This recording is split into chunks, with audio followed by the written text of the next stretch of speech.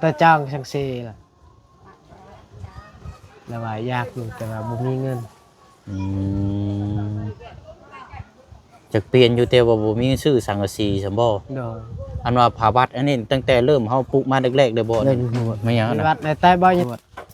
ป้าโธ่เป็นใหม่ไปจนดำเนาะ โดย นึ่งแล้วบ่เข้าวมาแดงนี่ เขาให้เจอดอยเนี่ย นึ่งแล้วบ่มาลดเนาะ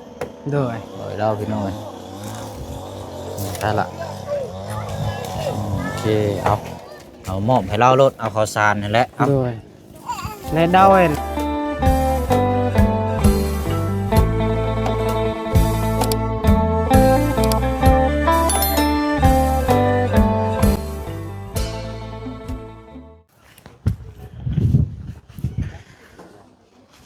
โอ้อันนี้มันเฮือนบ่นี่นะโอ้โธ่พูดเด้นี่พี่น้อยเนาะอ่าอันนี้พี่น้อยกำลังจะเดินทางผ่านพายุเทิงบุญเฮาเดียลงมาได้เห็นอันนี้นึกว่าบ่แม่นเฮือนเนาะเบิ่งเทิงหลังคานี่แล้วก็เสาเอากินนี่ทางบ่บุญมันปลาขึ้นไปเยี่ยมยามพี่น้องเนาะเดี๋ยวเสียงพาพี่พน้องขึ้นไปถามข่าวๆนํกันอีกถือว่าเป็นอีกเคสนึงเนาะมื้อนี้เฮาเดินทางเข้ามาในจุดซุ่มถือว่าไกลพอดีพาทางอาเจืองมาเป็นลามแล้วก็มาเป็นสะพานบุญนํกันมื้อนี้กับพี่น้องเนาะตะเว้นก็ค่อยค่ำลุกแรงได้พี่น้องจบจังนี้เฮาก็สิออกมื้อก่อนแล้วมื้อหน้าจึงเข้ามาอีกเทื่อนึงเนาะเพราะเฮาก็มีเวียกทางเคสของทางอาเจืองนำแน่เนาะพี่น้องเนาะกราบทักทายสบายดีและสวัสดีพ่อแม่พี่น้องเบิดสุขุสุคนได้พี่น้องเด้อเนาะพบเจอกันอีกคือเก่าคือเดิมเนาะผ่านไปผ่านมาสังเกตนี่แหละพี่น้องเนาะโอ้ยเดี๋ยวเฮาเข้าไปฮู้จักนํกันเนาะถามที่ไปที่มาแต่ว่างานนี้ก็ต้องพึ่งพาทางอาเจืองนั่นแหละพี่น้องเนาะเพราะว่าสนทนานี่จังไดก็แน่นอนอยู่แล้วทางอันเขาเจ้านี่เนาะเพราะว่าเว้าเป็นภาษานี่เขาเจ้าบ่ฮู้เรื่องอยู่แล้วพี่น้องมีแต่ว่าเฮาสิเข้าไปพูดคุยทางอาเจืองถามนํกันไปมาพี่ก่อนเดี๋ยวจังอันนี้โอ้เราอยู่ต้องเป็นจักคนนี่เนาะจักปีเด้อเนาะเบิ่งเสานี่น้อยนึงนี่เนาะคุยแห้งรุดแห้งได้เนาะเราอยู่เทิงนี่บ่นี่อ๋อตัวพูดเด้อเนาะอันนี้พยางไผบัดขาดเปื่อยบ่เลยไปอีกก่อน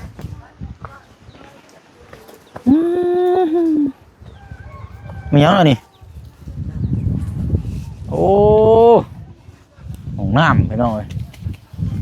เนาะเฮ็ดแบบนี้ก็ดีพี่น้อยเนาะมันก็ยังใครกว่าเฮาเล่นเข้าป่าอยู่ได้บ่แม่นเว้าได้ถึงเฮาสิบ่มีเฮาเฮ็ดไปซี่ก็ได้นี่แต่มันก็ในป่าในหลงมันก็สะอาดแน่เข้าไปป่านี่ตายแล้วพี่น้อยระเบิดนี่ใช้อยู่เฮือนบ่นะมีกุ้งหุ่งน้ำอันนี้เนาะใหญ่แล้วกุ้งหุ่งอ่ะไปขึ้นมาพี่ก่อนเฮา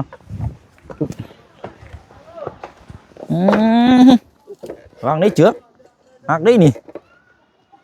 โอ้โธ่พูดดีๆอันนี้เนาะ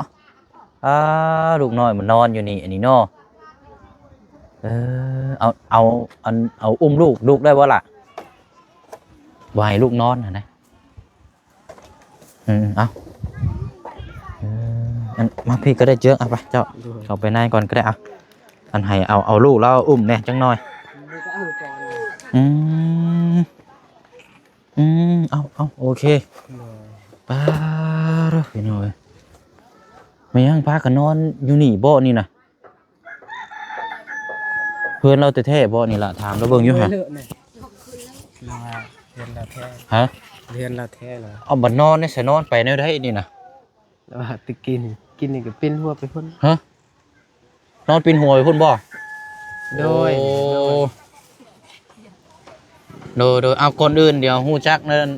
อ้ายน่ะชื่อเบาเสียงเด้อ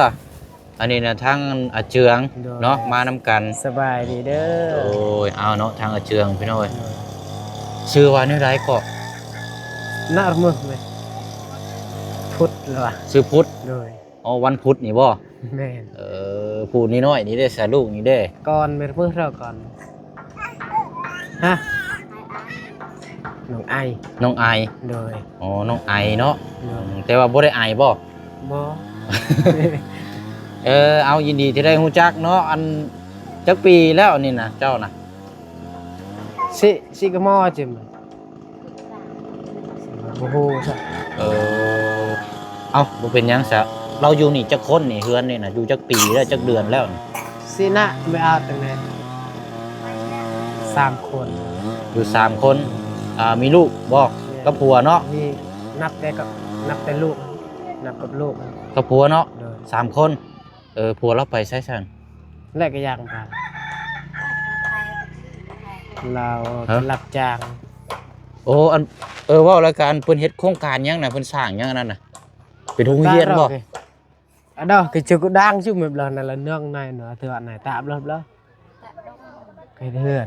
เฮ็ดเฮือน sang nam บ่คือเป็นแถวแบบคือโรงเรียนใช่บ่ได้เป็นโรงเรียนบ่ bố mẹ บ่แม่นเนาะ được โอ้เอาอยู่นํกัน3คนบัดนี้มาอยู่มันปุ๊กอยู่นี่ได้จักปีแล้วนี่เฮือนหลังนี้น่ะ xì cái mò chơi nhà hết này บากมองนี่ song hà cả dù song pi ni 2 ปีนี้ rồi เออ là khơi vào bên đây khơi vào đây bên đây pasar lao บ่เป็นหยังเจ้าก็ถามมาแล้ว rồi อันผาบัดน่ะเนาะคือบ่หาสังกะสีใส่ nó ta trang sang xe là bài giặc rồiแต่ว่าบ่มีเงิน จักเปลี่ยนอยู่แต่ว่าบ่มีซื้อสังกะสีซั่นบ่ rồi อันว่าผาบัดอันนี้ตั้งแต่เริ่มเฮาปลูกมาแรกๆเลยบ่นี่น่ะ private này tay bao nhiêu ta đông rồi พร้อม หากเฮ็ดเฮือนใส่ไฟบัดนี่คือสิทนอยู่ดอก เนาะจักแผ่นนี่เราใส่นี่เน้น มันซองบ่แผ่นหนึง 2แผ่นบ่ใช่2บ่ล่ะคันว่าเป็นสังกะสีก็สิบ่ประมาณ10แผ่นเนาะเดี๋ยวเนาะ โดย ไอ้บ่จะว่า10แผ่น12แผ่นนี่แหละเนาะ สังกะสีที่เท่าไหร่3เมตรมัน5เมตรตัดไปพูละ2เมตร5ได้อยู่ ประมาณ12แผ่นเนาะ ประมาณ5แผ่น ข้างละ5บ่ เลยแบบเฮาตัดเอาเด้เอาซื้อแบบ5เมตรตัดเอาถ้าซื้อรุ่น2เมตร5หั่นก็ได้อยู่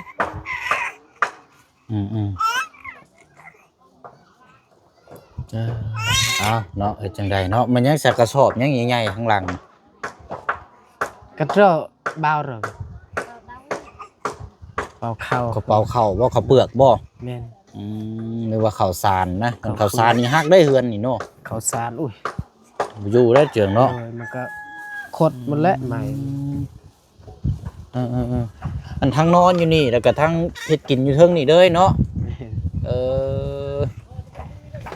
เดี๋ยวเราไปนอนเสื้อผ้าหน้าแพรนี่มีซำนี่บ่นี่น่ะ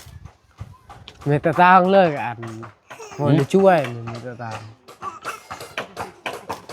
ซ้ำกันบ่ โดย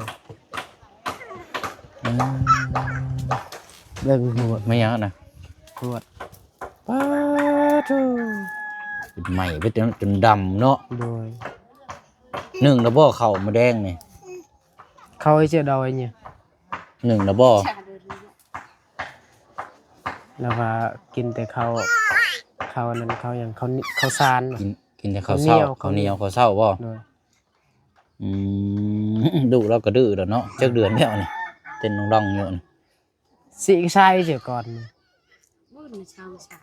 ประมาณ5 เดือน 5 เดือนเนาะ โดยแล้วก็เล่นอยู่ได้ ดินเนาะจัก โดย แต่ว่ามันยังมือยังคือโทษเดิมเป็นยัง มีลายบ่เขาติดย่างเอา เอาติดยางใช่บ่โอ้นึกว่าเป็นมาแต่เกิดนะ โดย อืมอันพัวน่ะไปรับจ้างอยู่นี้เนาะ แม่นเพิ่นว่า เราก็เป็นคนบ้านนี้เด้อบ่นางนี่น่ะนางพุทธนี่ วิลไนมา เพิ่นว่าบ้านสตางค์ ไกลเติบอยู่เด้ทางเข้าบ้านสกลางทางแวบ่อนด้านนั่นเด้ อืมขึ้นไปทางไหนล่ะ ขึ้นทางเมืองทรายนั่นแหละ บ่ได้แม่นอยู่เขตนี้บ่ บ่แม่น โอ้เราก็มาไกลเด้ดอกอันนี้เนาะ แต่ว่าเราเอาพวกนี้จ้า เออ พารักมันก็ดื้อกว่านี้เลยพารัก อืมอันนี้เนี่ยเขาเจ้าแยกเฮือนต่างแล้วนี่เนาะ แม่น เอออันพ่อแม่ได้ใส่เฮือนปู่ย่าอยู่ไสซั่น และดงยาการจะโกนมันพูน ทางนี้บ่ แม่น อันนี้น่ะยับมาพักกันมาปลูกอยู่นี้เนาะ แม่น โอ้แสดงว่านาง อ่ะอยู่ก่อน นางนี่เรามาแต่ไกลอันนี้เนาะ แม่นเรามาแต่ไกลมาแต่เมืองเฮานี่แหละเมืองซีโปนนี่แหละ แต่ว่าคนละบ้านเนาะ แม่นคนละบ้าน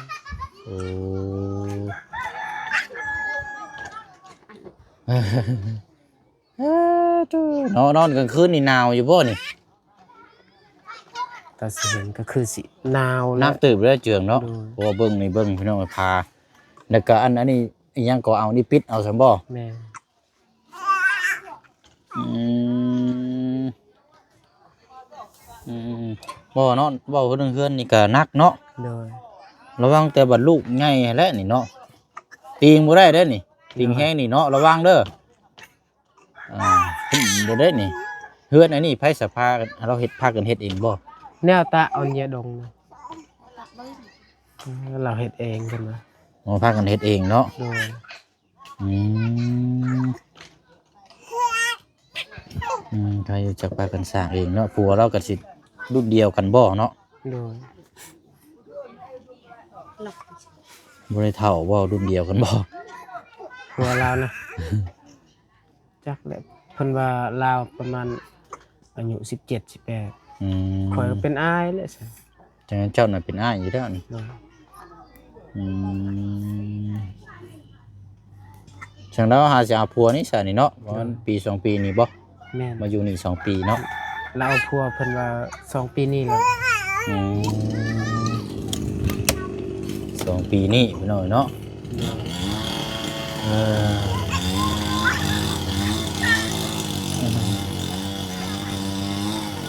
อันหมู่บ้านนี่นั่นอันนี้พี่น้อยเนาะหมู่บ้านหยังก็ท่าเรือบ่ ต่อเฮือ ต่อเรือเนาะหมู่บ้านต่อเรือแต่ติดกับเฮือนนางหยังก่ออยู่นี่ชื่อเราชื่อหยังก่อเฮือนก่อนี่นะเราชื่อหยัง เอาใจ ชื่อใจบ่อันที่ทางบ่จอยซอยนะนี่เด้ดังเลยพี่น้อง เฮือนตั้งห้านแปลงรถนี่ แม่เพื่อนน้องสมใจว่าชื่อหยังสักอย่างที่บ่จอยชนบทมาเฮ็ดเฮือนให้เด้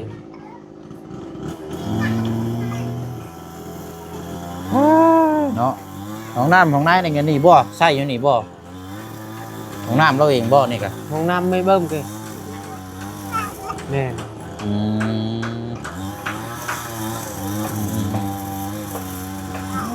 เอาเนาะก็ถือว่ามากับแป๊บเดียวสิค่ำเลยเนาะ โดย มีแต่จบจะนี่เฮาก็สิพากันเดินทางออกก่อนแล้วบัดนี้พี่น้อยมื้อหน้ามื้อในพุ่นแหละว่าสิออกเมื่อพุ่นแหละเก็บของทางเตียงนำแน่ โดย เอาเนาะว่าจังคุยกันเนาะการกินการอยู่เขาเจ้าได้สับปกติดีบ่ได้ขาดแคลนอหย่างบ่ ขาดและเบิ่งกินนี่ ฮะ บ่มีซ้ํ อัน มีแต่เกลือ ปลาเล็กเป็นนัวอย่างได้สามี บ่ บ่ มีเพิ่นว่าบ่เห็นหยังเลย มีแต่น้ำมันนั่นแหละในอันนั้นในอย่างน่ะ อืม มีแต่เกลือเพิ่นบ่เห็นมีซ้ํ ถ้าว่าในกินในอย่างนี่ก็นักเติบอยู่เนาะ โดย เอาไปเอาเดี๋ยวเจ้าลงไปเอาผ้าห่มไปดะไปเอากับถุงข้าวมาเด้อ โดย ไปลงไปเลยหลังน้อยซ้ำเนาะอย่าแต่ลมพัดให้ได้นี่ โดย ลมพัดมานี่ยบนี่ว่าเรียบร้อยได้นี่ต่ำเลยได้นี่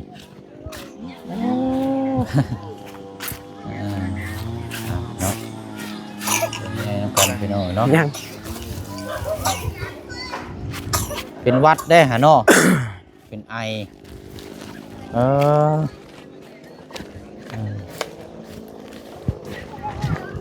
ครับผมขึ้นมาโลดเนาะ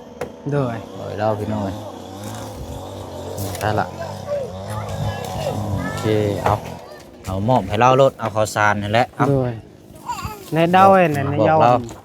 ข้าวสาร ในยาวบัดเรือ แก้เบิ่งอยู่ฮะแก้เบิ่งรถเจิงแก้แล้วให้เราเบิ่งอยู่ผ้าห่มตุ่มไม้โลดบัด ถ้าอุ่นแท้ อุ่นได้นี่ โดยคัก ได้นี่เนาะ เด็กใหญ่ดิ นิ่มได้ โดย นิ่มคักนี่นะ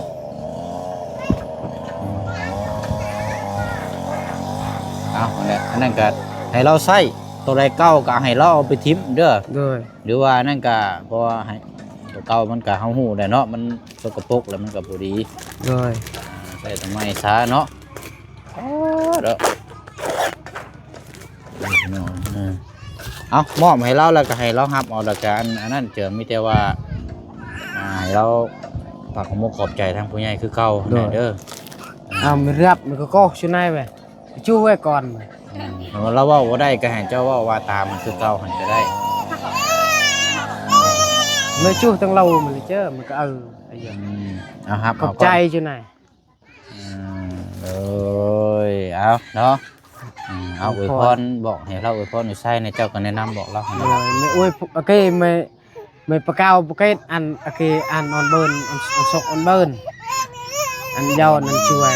อ้าวลูกก็เนาะ ว่าลูกเราก็ให้ ไปแล้วนี่เนาะโอเคแสบเบิ่งดูผู้หญิงบ่นี่นะ ผู้ชาย ผู้ชายบ่ โดย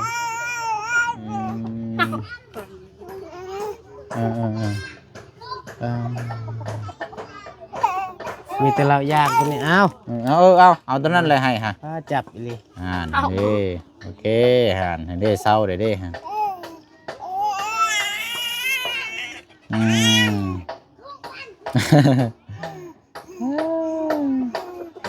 เป็นวัดได้หาเนาะน้ำมูกกึกจ้ะหากินยาเด้อมียากินอยู่บ่ เบิ้นเราก่อนงัว ให้ยาลูกให้ลูกกินแน่ในห้างนี่บ่มีห้างขายบ่ในบ้าน ชักแล้วคือบ่เห็นหาน ว่าคุณได้เทิงเวทมันฆ่าคุณบ่มีอยู่เนาะกำลังดื้อกำลังมึน โดยเบิ่งไปใส่อีต้น เบิ่งแล้วพี่น้อยเนาะเฮ็ดจังได